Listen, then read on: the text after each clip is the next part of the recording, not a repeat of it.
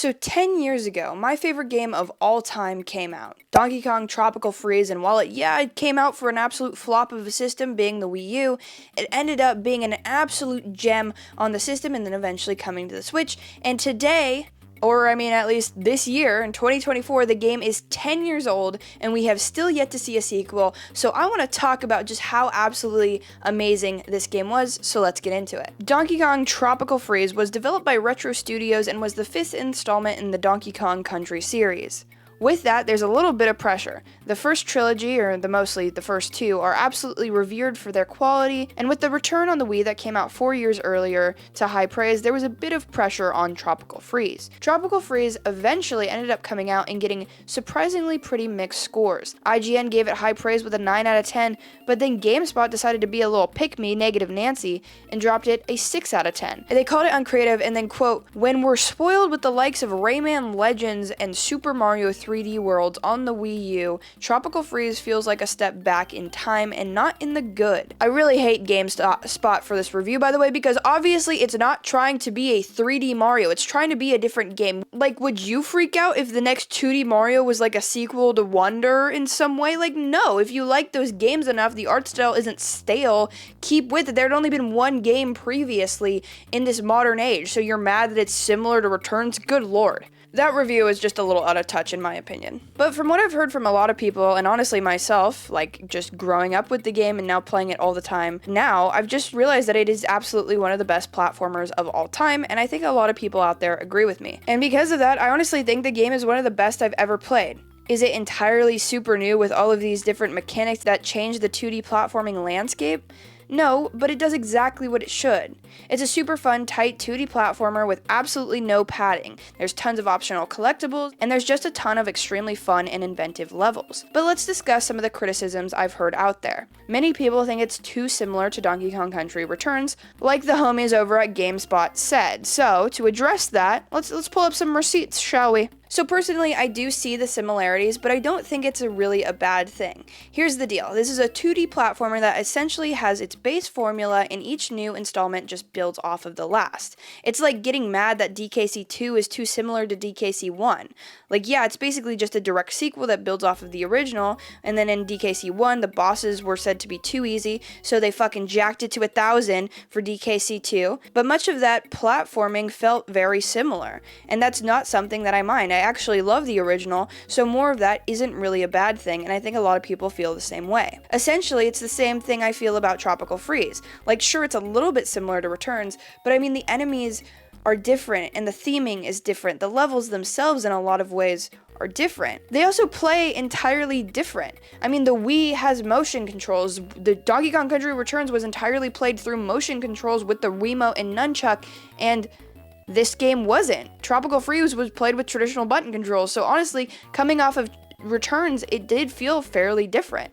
Maybe similar in some aspects, but again, I don't think that that's a bad thing, and I think as long as they're improving upon the original each and every time, and yeah, don't make 7 of these that are the exact same, but sort of a single direct sequel that is going off of a game, is like sort of a soft reboot of something that came out in the 90s, I don't think it's a bad thing at all. Breaking news, chat. I interrupt this video to bring you the best deal you're ever gonna hear. Now, you guys know my guy over here, Ryan, right? Now, Ryan Reynolds, of course, is the guy of Mint Mobile, the partner of this video, so him and I are going to tell you about how you can save a ton of money. So, number one thing of a person like me in college or sort of adjacent to a young adult is that you don't got extra dough to spend, especially when you're already spending all that extra dough on all the video games you need to play, and I completely get that. That's exactly how I am. But you might as well save some money where you can, and you absolutely can on your wireless bill, because Mint Mobile offers premium wireless for only $15 a month. I can get high-speed data and unlimited talks and texts on the nation's largest 5G network, and I can even bring my own phone along with my current phone number and existing contacts, so I'm sacrificing actually nothing. It's also not hard to switch to a different service, and Big Wireless really wants you to think it is. They think it's such a pain in the ass to get a new SIM card or whatever, but switching to Mint Mobile is actually super easy. Thanks to digital eSIM cards, which most phones now have, you can sign up and activate it immediately right now on your phone from the comfort of your own home. If your phone also does not have an eSIM, which most do, but Mint will completely send you one entirely for free, so there's no risk involved here. So if you want to save a little money, buy a little bit more games, you know what I'm saying, go to trymintmobile.com/JosieWoe, which will be linked in the top of the description down below as well, to get premium wireless for just $15 a month when you buy a 3-month plan. Thank you so much, Mint Mobile, for partnering with me for this video. And back to talking about DKC Tropical Freeze, because I know you guys love that shit, and so does Ryan. So the other thing is usually to do with the enemies. They want the Kremlings back. Now, it's kind of funny to me as well that both of the main criticisms are sort of paralleled in the way that they are. Because it's like, okay, we don't want it the same as Donkey Kong Country Returns on the Wii, but yeah, we want the same enemies back from the DS games, obviously. Give us the same It's like you want things to be similar, and then you don't want other things to be similar, and it seems like you're just picking random things to be mad at, honestly, in my opinion, because say the Kremlings are in this game. We criticize them for not having new and original enemy designs. That's a thing. That's a thing that will definitely be criticized. And I think by choosing to, separate themselves a little bit, it creates more affinity for those older baddies. King K. Rool is now in Smash. He's the most relevant he's ever been because of his Smash inclusion, and so bringing him back now would feel very cool, but hypothetically, he might have fallen off in the 90s being a random villain from 3 games, and yeah, that's cool. Honestly, I didn't grow up with those, so maybe I don't understand, because I guess, if I play a Mario game and Bowser's not the main baddie that you eventually fight at the end, I'd be a little confused, but would I be, super upset? Probably not, and there are games out there that don't have Bowser as the main baddie at the end. There's Super Mario Land 2 that has Wario, and then there's Birdo as some of the baddies. There's just different things, and sometimes you go a little different with enemy design, and I don't necessarily know if that's entirely a bad thing. I wouldn't mind to see them return, but criticizing this game for that, I don't know if that's entirely warranted, at least in my opinion. And honestly, I think they were smart with not having them and creating their own original enemies, because really the only thing at the end is that you don't fight King K. Rool, like I said, and instead of the Crocs roaming around, it's just penguins. But it doesn't really change the game that much. However, I can understand, if those were games you grew up with, it might be annoying to see your favorite villain shafted in this way, because, like I said, with that Bowser thing, it would be a little bit weird and random.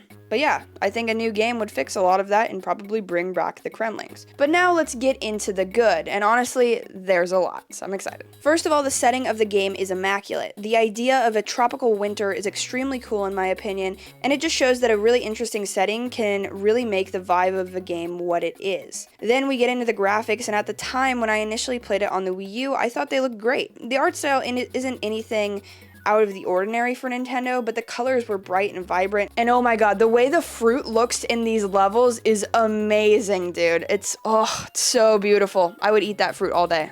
So good. The gameplay, though, is just amazing as well. It's really simple because all you do is have the roll that you've had since the original trilogy. You gotta jump, of course, and then you can ground pound, but I don't know what it's called when he just smacks, just starts smacking the ground, and then it makes it you can basically topple an enemy, and then you can throw him or something.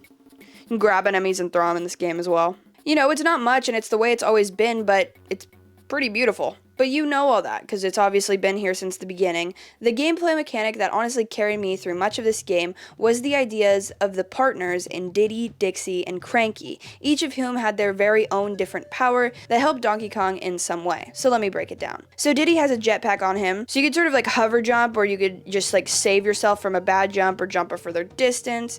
Cranky is the worst in my opinion because his beard essentially serves as a trampoline, but if you jump with Donkey Kong and then activate this ability, you're just gonna zoom straight down, and so if you're over a gap, you will literally just die and nose dive into the hole. So it's a little frustrating sometimes, but if you plan it right and there's spikes below, you can just bounce off the spikes, which is pretty cool.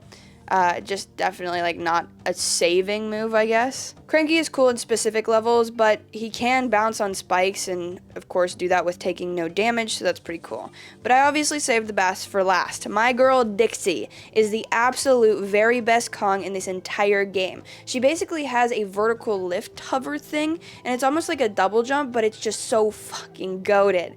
If something is even slightly out of reach of DK's base jump, Dixie has you covered.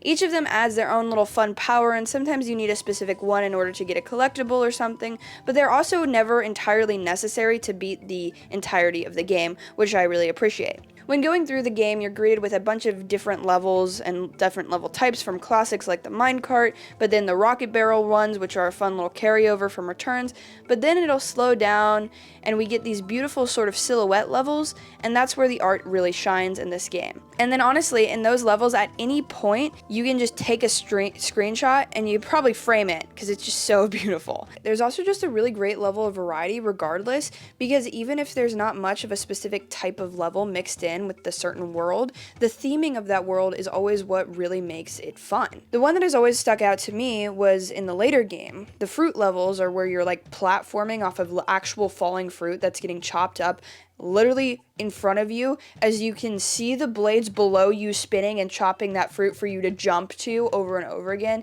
It gets so brutal and so specific, but it is so much fun, and the colors and the vibrancy and how good that fruit looks, it always, every time I think of Tropical Freeze, I think of those levels and that world, and I feel like that's such an odd one to really stick out to me, but it is because it's just so beautiful and fun to look at, and the mechanic that goes alongside the world is a lot of fun. The other huge part of this game are the bosses, from things like the polar bear with an ice club to an owl with sharp razor feathers that has wind control powers. They are all so memorable and absolutely fucking brutal. They will no mercy destroy you time and time again, but just like it used to be back on the SNES, this game is all about learning those attack patterns and understanding when you have an opening and when to take it. It's a beautiful sort of song and dance that you do in order to take each one of them down. The owl one really sticks out to me specifically because when I was a kid playing this 10 years ago, I didn't actually see the barrels on the side of the stage. So there are these barrels on the side of the platform that you are just supposed to jump in when the bird is raining feathers, but lol, me did not know that at all, and somehow I ended up fully brute forcing my way through this boss. What I'd do was I'd stock up basically on hearts and lives and just rely on the ability to sort of somewhat time it absolutely perfectly so I can like roll between when one feather hits the ground and disappears and right before the other one can touch me. It was near impossible, but somehow at some point I did end up doing it. I just remember Tiny Me like just raging in my room. I literally almost got my Wii U taken away because of how frustrated this boss was making me. And I mean, if you've seen any of my DKC2 streams, you would understand the rage I feel. So if you could imagine that in an 11-year-old, you know, at like 8 at night when I was supposed to be sort of going to bed and my family's outside worried about me, it was a good time. I've been raging on Donkey Kong since day one, but that's also the beauty of those games because you get so upset, you get so into it, but that feeling afterwards is so euphoric that you have this new like affinity for it, even though it was so challenging. It was just like the fact that you overcame that challenge. It's sort of like Stockholm Syndrome, honestly. It's like you get abused so many times by the same boss that you end up kind of loving him. It's a good time. But after beating it the first time, I was a little bit traumatized by that whole experience because I'd never played a game that was that difficult, and so I ended up beating the game and just not touching it for a couple of years. However, during this time, I remember always thinking back to how much fun I had with the title, and how much I just kind of had this urge to go back and play it. This game did something to me that not a lot of other games do. It just had me like missing it and yearning to experience all that pain all over again. We had quite a toxic relationship, but eventually I ended up playing it back in 2017, or it might have been early 2016, right around when the Switch was launching. I just had the urge to go back and check out the game, and something amazing happened. Every mechanic and all the movement just really started to stick. I just remember thinking I was low-key goated at the game, and this was the run where I found out you could hide in the barrels by the side of the platform on the owl fight, and that honestly made me so happy and still absolutely annoyed at the time because I still had such a vivid memory of just freaking out the first time and literally being stuck on that part for multiple days. But after beating it a second time, my affinity only grew. Then the game was announced to be getting a port on the Nintendo Switch with added Funky Kong mode, and Funky Kong mode is made fun of a lot, but I honestly think it was a really good decision by the developers. Basically, they put Funky Kong in this game, and he sort of serves as an easier Kong to play as. He has a bit of a hover jump, you don't get hurt by the spikes, he's just makes this game a bit more approachable and friendly for new players. And to be honest, the first edition of this game on the Wii U, it's not very approachable for new players, and you know, you want to make this game as broad appeal as you can so it sells as well as it can. and so by adding Funky Kong, I think it was a pretty smart play by them. For many, Tropical Freeze was widely considered one of the hardest Wii U games, and even one of the hardest games in the Donkey Kong franchise. However, after 18 hours of dying for 3 hours at a time to everything and every single level in Donkey Kong Country 2, I can proudly say it is much easier than that fucking game.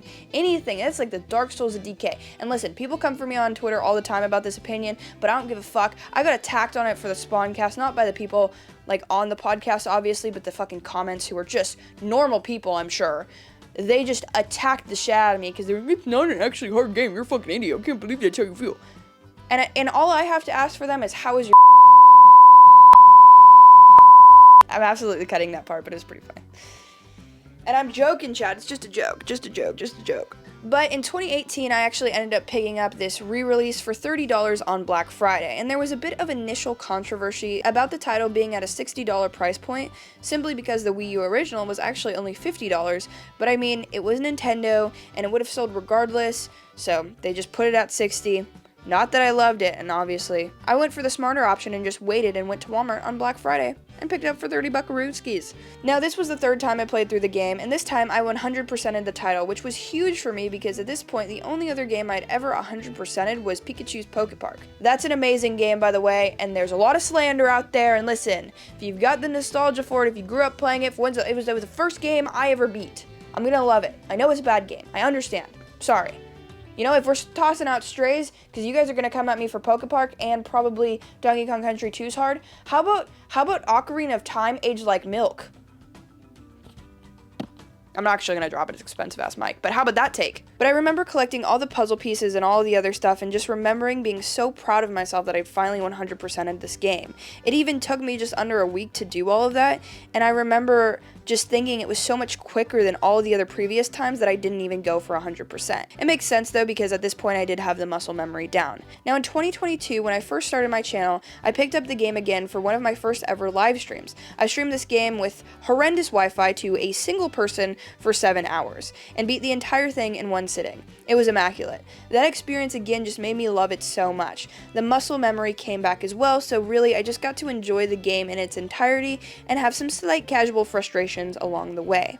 Then in 2023, I replayed it again just for the fun of it off stream, and that's when I realized this game is truly one of my favorites. I never go back to beat older games that I have in the past, but even now I just have such a desire to start up a new save and check in on the Kongs, and at some point, chat, we absolutely will. Maybe at some point I'll do a cheeky little 7-hour live stream. Subscribe for that if you're new here. It'll be a good time, maybe in like a couple weeks or something, I don't know. But in the meantime, what can we expect moving forward from this franchise? And damn, has it really been 10 years?